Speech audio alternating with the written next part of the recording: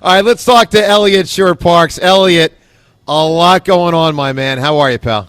I was going to say, Philly sports are pretty volatile right now, yeah. So big not time, a good dude. time. Yeah. So, Eliot, I want to get to parts of the team and the Dickerson stuff Jeff McLean put out and more. But let's just start with this. I woke up this morning, and I thought to myself, for the first time in a number of years, my sense is the Eagles are more likely to be under 500 than over 500 next year. Do you think that's on point or taking it too far? I don't think it's taking it too far. I think there's a ton of unknown with this team right now. And, for as much as we always concentrate on the head coach and the quarterback, and rightfully so, they ultimately have probably the most to do with how the team does. Like, the backbone of this team has been the offensive line, and this is the biggest question it's been in a really long time with them. I mean, we're going to talk about the Dickerson stuff. There's Lane, how Mailata played last year. Can Cam rebound? Is Steen a starter? Like, they have just so many questions on that offensive line that I think it's hard to go into next year and feel any true level of confidence. Your confidence would mostly be built on, Howie, Jeffrey. They always kind of find a way to win. But they've also always had a great offensive line for the most part up until last year, and even then we saw how much it hurt them. So I do think under 500 might be a bit extreme, but I don't think you're wrong to feel the most uneasy you have about the team in a while. All right, Eliot, let's get to Dickerson. Jeff McLean, in a sort of nebulous way, put out that maybe Dickerson won't be on the team, and a lot of us interpreted that very quick comment as a potential retirement.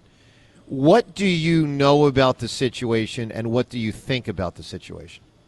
So I know last year was really hard on Landon. Obviously, we all watched him play on Sunday, but I saw him in the locker room throughout the week. I did the Players Lounge show with him a bunch of times, and it was hard physically. Like, I do not think getting through the year was easy for him. At the end of the year, he talked about how, I'm paraphrasing roughly here, but, he didn't know how he really would recover.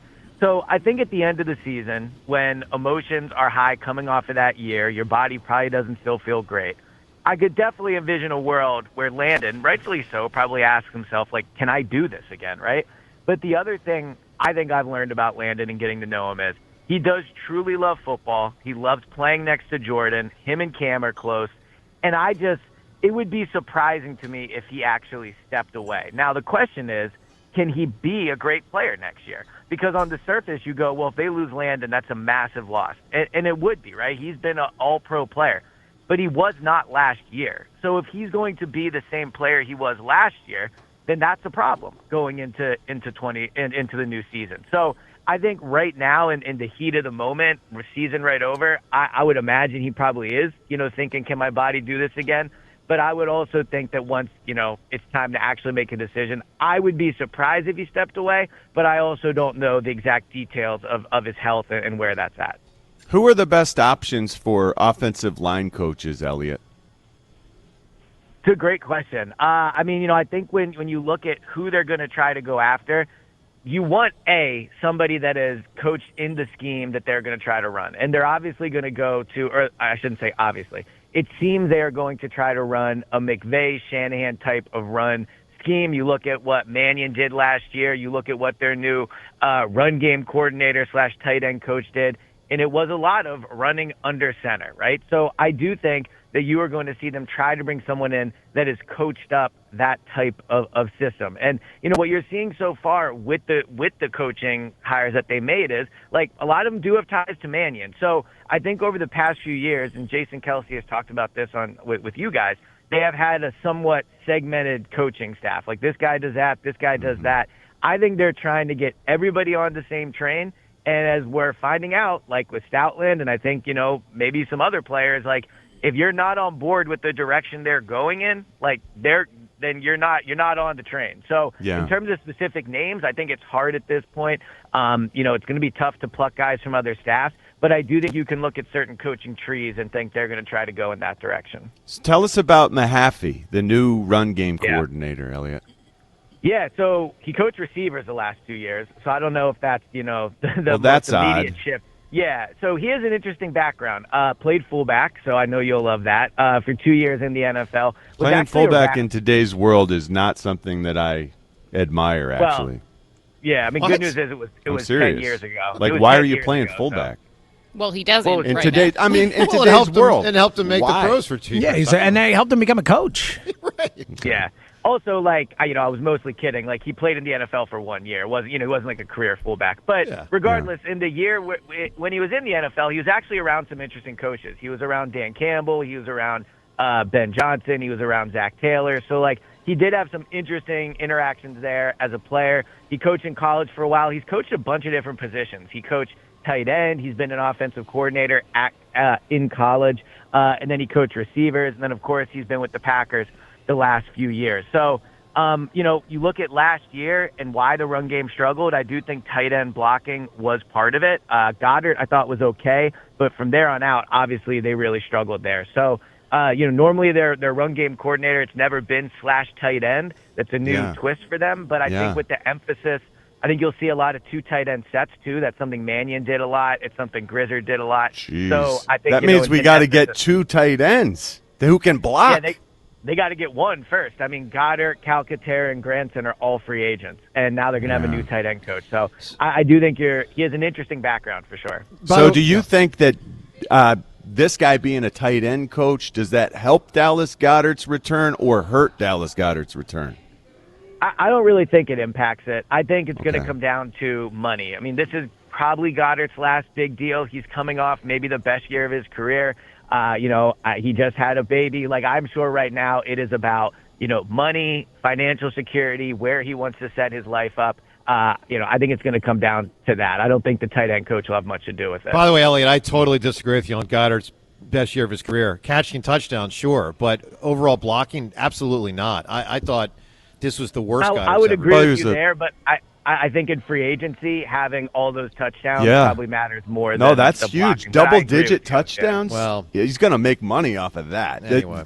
The blocking, I definitely, you watch the film, you see that he could do that, but you question why he didn't do it last year. I just think he's beat up. And I got a theory on the Stoutland thing, and by theory I mean potential theory. Maybe this is in play, maybe not, but it just strikes me like I'm connecting dots, and tell me if you buy this. So the offense obviously didn't work, and a huge part of it was injuries. Depleted the offensive line, and then as a result, it just weren't as effective. But I also think a big part of it was Jalen just wasn't running much anymore. And I wonder, as the hierarchy were pointing the finger at Stoutland, we're taking stuff away from you. Don't you think he's probably saying to them, guys, the quarterback's not running. What do you want me to frickin' do if the quarterback? I've got an offense that when the quarterback runs, it can be better. And the quarterback's choosing not to run as much. If I'm Stoutland, I'm out of my mind on that. How do you know the quarterback's choosing not to run as much? Eliot, what do you think? I think everybody felt that way in the building. Exactly. I think Stoutland felt it. I think the coaches felt it. I think the offensive linemen felt it. I think the lack of Jalen running really hurt them last year, right? And I know there has been reporting that Jalen did not want to run the ball. Like, whatever the reason was, there is no question the lack of a running game from Jalen really hurt them. And so, if I was Stoutland, that certainly impacted my ability to coach up a running game. Now, I will say, if you look throughout the year, as the year went on, and the moment when Nick and Kevin Patullo took over the running game, like, they did improve, right? So I understand the emotion of, Stoutland has earned the right? He is a legend. Like, I get all that. But the running game was not good enough last year, and when they stepped in, it did improve. So I think Jalen not running is certainly part of it. But towards the end of the year, they did find a way to run the ball at a somewhat effective way. Eliot, the Super Bowl, no one really cares that much around here, right? Yeah, exactly. Yeah. I mean, this is the weakest Super Bowl I can ever remember.